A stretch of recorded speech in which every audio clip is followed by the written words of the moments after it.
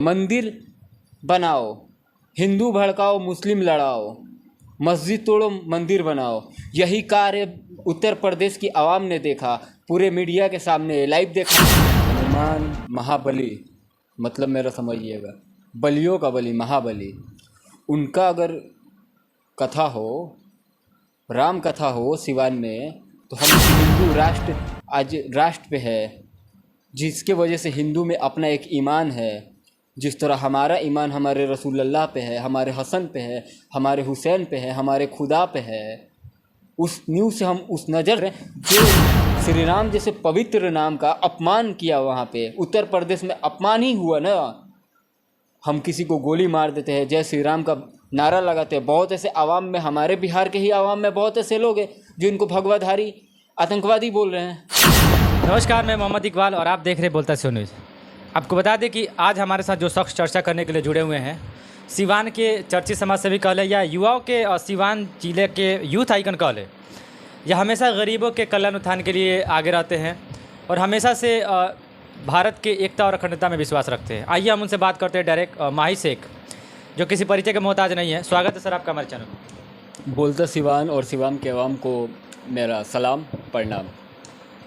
माही जी, जिस तरीके से मैं आपको बता दूं कि बिहार में बागेश्वर धाम से जी धीरेन्द्र शास्त्री जी का जब से आगमन हुआ है, जी तब से लेकर बिहार में चर्चाएं हो रही हैं, पॉलिटिकली चर्चाएं और धार्मिक चर्चाएं, दोनों अलग अलग टाइप की चर्चाएं हो रही है।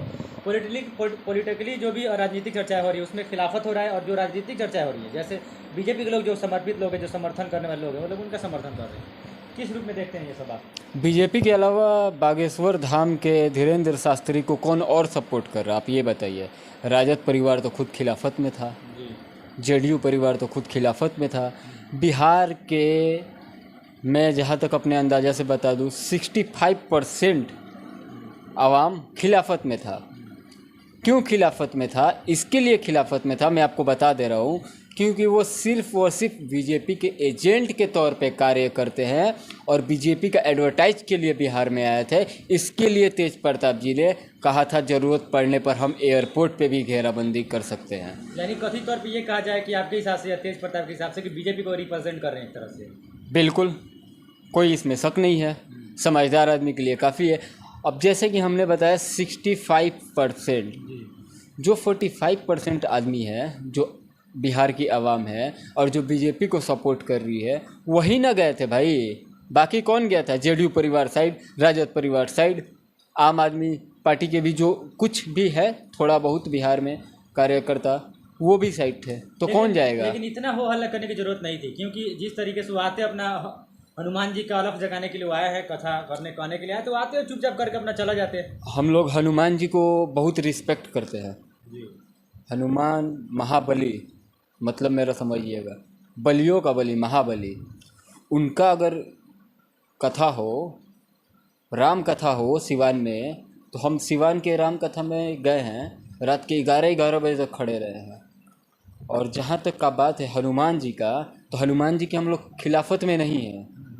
हम लोग खिलाफत में है तो उस दलाल के खिलाफत में है, हम लोग उस एजेंट के खिलाफत में हैं। हम कभी राम के विरुद्ध नहीं गए, हम कभी सीता जी के विरुद्ध नहीं गए, हम कभी हनुमान जी के विरुद्ध नहीं गए, क्योंकि यही है लोग सनातन धर्म के मेन न्यू, जिनके वजह से हिंदू राष्ट्र आज राष्ट्र पे है, जिसके वजह से हिंदू में अपना एक ईमान है।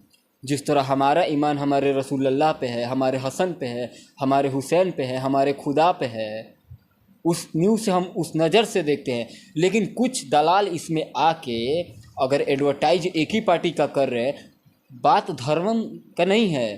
धर्म की आड़ में जो राजनीतिक तत्वों का खेल खेला जा रहा है, वो बहुत विनाशकारी है हिंदुस्तान के लिए। आप समझिए इस बात को। और बिहार के आवाम के साथ साथ हिंदुस्तान के आवाम ये बात को समझे, बहुत ही खतरनाक चीज़ है। नहीं, लेकिन अगर एक तरीके से अगर देखा जाए कि अब धीरेन्द्र शास्त्री महाराज जी का, तो वो आते अपना हनुमान जी का कथा कहते अलग जगह करो चले जाते हैं यहाँ पे। लेकिन जिस तरीके से पॉलिटिकली इसको डिमोरलाइज किया गया, जिस तरह से बढ़ावा दिया गया है, खासकर राजद है या जदयू के जो भी नेतागण हैं, और पर्यावरण मंत्री जो हमारे तेज प्रताप जी हैं, एयरपोर्ट पर रोक लेंगे, वो डीएसएस का एक संगठन बनाए हुए आरएसएस के खिलाफ, और कुछ लोग डीएसएस का फुल फॉर्म बना दिए हैं। तो क्या लगता है कि ना डीएसए से उन्होंने रोक पाई हो तो अपना काम कर ही रहे हैं आकर यहाँ पे बिहार में? मैं आपको बता दूं वो क्यों राजनीतिक तत्वों से देख रहे थे। रिंकिया के पापा ही सारथ बने हुए हैं, वाहन चला रहे हैं, और सुनने में ये भी आ रहा है उस वाहन का प्रदूषण लेटर ही 2 साल पहले एक्सपायर हो गया है। अच्छा। तो रिंकिया के पापा जब सारथ बने हैं तो रिंकिया के पापा कौन है? एक सांसद है। किस पार्टी से सांसद है? बीजेपी के सांसद है। बीजेपी किस मुद्दे पे राजनीतिक करती है? मंदिर बनाओ, हिंदू भड़काओ, मुस्लिम लड़ाओ, मस्जिद तोड़ो, मंदिर बनाओ। यही कार्य उत्तर प्रदेश की आवाम ने देखा, पूरे मीडिया के सामने लाइव दिखाया गया अतीक अहमद का। आप समझिए इस बात को। इसके वजह से उस मुद्दे पर जो भी बात हुआ तेज प्रताप यादव द्वारा, तेज प्रताप का डीसीएस द्वारा। लेकिन तेज प्रताप और देखा जाए पप्पू यादव वो भी तो सनातन धर्म को मानने वाले लोग हैं, तो लोग क्यों खिलाफ? वही बात है खिलाफ। वो अच्छे सनातन धर्म के हैं लोग। जो खराब है लोग, जो अपने ही पवित्र को अपवित्र कर रहे लोग, जैसे कि आपने उत्तर प्रदेश में देखा अतीक अहमद को गोली मार दिया जाता है, फुल मीडिया के सामने लाइव टेलीकास्ट होता है। गोली मारने के बाद जय श्री राम का नारा लगता है। ये सनातन धर्म में कहीं कहा है कि आप किसी को मार दो उसके बाद मेरा नाम लो। सनातन धर्म का मंतव्य शांति, पवित्र। लेकिन कुछ लोग ऐसे किसी धर्म को तो बदनाम तो नहीं किया जा सकता है ना सर? धर्म को हम बदनाम नहीं कर रहे, हम सिर्फ कुछ चुनिंदा लोगों को बोल रहे हैं। जैसे कि हम गए किसी को मार दिए, अल्लाहू अकबर का नारा लगाए, हम आतंकवादी बन गए। समझिए मेरे बात को, हम आतंकवादी बन गए। तो जो इस पे कमेंट करेगा वो मेरे धर्म के ऊपर कमेंट करेगा। क्यों करेगा? क्योंकि मैंने अल्लाहू अकबर का नारा लगाया। हम तब भी उनके धर्म के ऊपर नहीं कमेंट कर रहे, हम सिर्फ उस शख्स के ऊपर कमेंट कर रहे हैं जो श्री राम जैसे पवित्र नाम का अपमान किया। वहाँ पे उत्तर प्रदेश में अपमान ही हुआ ना। हम किसी को गोली मार देते हैं, जय श्री राम का नारा लगाते हैं। बहुत ऐसे आवाम में, हमारे बिहार के ही आवाम में बहुत ऐसे लोग हैं जो इनको भगवाधारी आतंकवादी बोल रहे हैं जी। कि धीरेन्द्र शास्त्री महाराज नौबतपुर से स्टेटमेंट एक इशू करते मीडिया से वार्तालाप करते हुए। मीडिया जब पूछती है कि हिंदुस्तान, हमारा भारत जो है, हिंदुस्तान जो है, कब हिंदू राष्ट्र घोषित हो रहा है, तो उनका जवाब आता है कि हिंदू राष्ट्र घोषित करना नहीं, हिंदू राष्ट्र तो है, बस उसको घोषित कर देना है। मैं आपको बता दूं क्या हिंदू राष्ट्र, क्या मुस्लिम राष्ट्र, कुछ भी नहीं है ऐसा। कुछ ऐसे नेताओं गढ़ का खराब काम है, हिंदू लड़ाना, मुस्लिम बढ़ाना, मुस्लिम लड़ाना, हिंदू बढ़ाना। मस्जिद, कहना है कि हिंदू हमारी बात, बस घोषणा करना बाकी है। हमारी बात अभी ख़त्म नहीं हुई है। मस्जिद तोड़ के मंदिर बनाना, मंदिर तोड़ के मस्जिद बनाना, अगर यही कार्य है हिंदुस्तान के जाने माने नेताओं लोग के, साफ साफ आप मेरा बात सुन लीजिए, हिंदू राष्ट्र कभी जीवन में भी नहीं होगा। इसके लिए नहीं होगा क्योंकि हिंदुस्तान का यही तो धाराधर है, यही तो मान्यवर है कि ईद के दिन हम आपके घर आए, आप मेरे घर आए, ईद की नमाज अदा करने के बाद हम हिंदुओं भाई लोग को सेवई खिलाए, होली के दिन आप हमें माल पूड़ी खिलाए। यही हमारा धरोहर है। ताजमहल में हम नमाज अदा किए, जामा मस्जिद में हम नमाज अदा किए। बिल्कुल आपकी बात। ऐसा भी तो हो सकता है कि बिहार में धीरेन्द्र शास्त्री जी का आना लोकसभा चुनाव को इशारा कर रहा हो बीजेपी का रिप्रेजेंट करने की तरफ से। देखिए बीजेपी ऑलरेडी रिप्रेजेंट हो चुकी है रिंकिया के पापा के द्वारा, और कौन इसको ऑपरेट कर रहा है ये पूरे आवाम को, हिंदुस्तान के आवाम को मालूम है कौन इसका मेन धारक है, ये सब कोई जानती हैं। अब बात रहा उनका, धीरेन्द्र शास्त्री का, बागेश्वर धाम से जो आए हैं, जिनके द्वारा बागेश्वर धाम चलता है, वो सिर्फ एजेंट के तौर पे बीजेपी के लिए कार्य करते हैं। इसके अलावा वो कुछ सनातन कर रहे हैं। तो आप बेंगलोर में देख लीजिए, कर्नाटका में, वहाँ पे भी तो सनातन मारने वाले हैं। क्यों रिजेक्ट कर दिए भारतीय जनता पार्टी को? कांग्रेस को क्यों अलाउ किया? अब हर एक स्टेटमेंट में कहते हैं 70 साल में क्या किया। ये जो हमारी घर में बिजली है किसका देन है? भारतीय जनता पार्टी की देन है क्या? ये जो आज हमें सिवान से कोलकाता, सिवान से दिल्ली जाना होता है, तो पहले के दौर में लोग पैदल जाते थे, बैलगाड़ी से जाते, आज रेलगाड़ी से जाते हैं। क्या भारतीय जनता पार्टी हमको दी है? बीजेपी सांसद आ रहे हैं, तो हम किस एंगल से देखेंगे? हम सिवान पूरे बिहार के आवाम से पूछ रहे हैं। सारे तो राजद के भी विधायक जा सकते हैं, जदयू के भी विधायक जा सकते हैं। आपने कहा उन्हें देखा? जाएंगे ना, कोई रोका थोड़ी हो लोग, बोल रहे हैं कि कोई भी यहाँ पे आ सकता है। आ सकता है, इसका मतलब भगवान का द्वार है।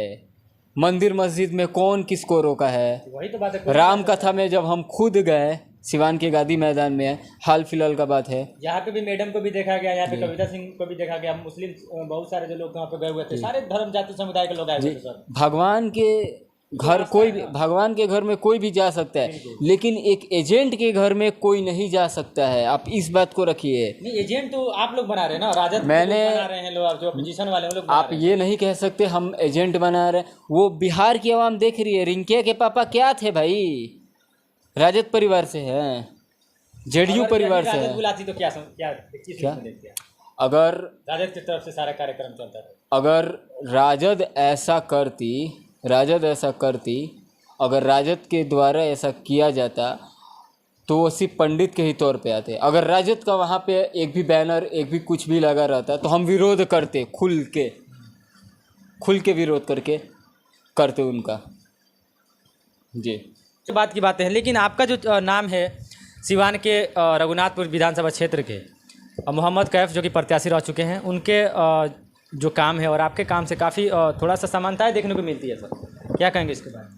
देखिए, बात रही मोहम्मद कैफ उर्फ बंटी भैया की, क्रिकेटर भी फेमस क्रिकेटर जी, परिचय के मुताबिक वो फेमस हैं, वो दबंग क्रिकेटर है। मैं बता दूं आपको, अपने हक के लिए लड़े, दबंग नाम कहला है। हम उनको अपने लाइफ में मतलब एक अहम इम्पोर्टेंस, बहुत मान्यता देते हैं। इसके लिए देते हैं कि आज जो भी कुछ है, माही शेख अगर हम आज कहलाते हैं तो कहीं ना कहीं मोहम्मद कैफ की देन है, क्योंकि हमने उनका स्टेटमेंट देख के, उनके जीने का सलीका देख के, उनका लाइफ स्टाइल देख के अपने आप को उनके रूप में मतलब कॉपीराइट कर लिया है। तो माही जी, हाल ही में टूना जी पांडे जो कि पूरे एमएलसी रह चुके हैं, उनके घर शादी थी, उनके शादी में भी इनके मोहम्मद कैफ साहब को देखा गया, उनके साथ आप भी थे जी, और काफ़ी चर्चाएं भी हो रही थी, फोटो भी वायरल हो रहा था सोशल मीडिया के थ्रू, क्या कहेंगे? देखिए, हम ये बोले पहले ही कि यही तो हमारा धरोधर है, हिंदू और मुस्लिम में जो मोहब्बत है। जी, आज हम उनके घर गए अपने भाईजान के साथ, कल के डेट में वो हमारे घर आएंगे, यही तो एकता का प्रतीक है। तो जिस तरीके से आपने देखा, हमारी बात हुई माही शेख जी से, सिवान के चर्चित समाज सेवी कह ले या जो कह ले, और इन्होंने अपना तर्क रखा। हमेशा कोई भी मुद्दा हो, सिवान का मुद्दा हो, बिहार का मुद्दा हो या हमारे हिंदुस्तान का मुद्दा हो, चाहे राजनीतिक मुद्दा हो या धार्मिक मुद्दा हो, सभी मुद्दों पे ये अपना बेबाकी से बात रखते हैं, अपना एक तर्क रखते हैं। इनका भी अधिकार है। हमारे हिंदुस्तान ने, हमारे संविधान ने सबको अपना अपना अधिकार दिया है। धर्म निरपेक्ष हमारा देश है, धर्म निरपेक्ष राज्य है, सभी को अपना धर्म मानने का अधिकार है, चाहे हिंदू धर्म हो, सनातन धर्म हो या इस्लाम धर्म हो, कोई भी धर्म हो, सबको अपना अपना धर्म मानने का अधिकार है। धीरेन्द्र शास्त्री जी बिहार में आए हुए हैं, काफ़ी चर्चाएं हो रही है बिहार की, उसी पर हमारी बातें हुई माही शेख जी से, इन्होंने अपना तर्क रखा। खैर, सबका अधिकार है। तमाम ऐसे मुद्दे हम आप तक पहुंचाते रहेंगे, हमारे साथ जुड़े रहें। तब तक के लिए इजाज़त, धन्यवाद।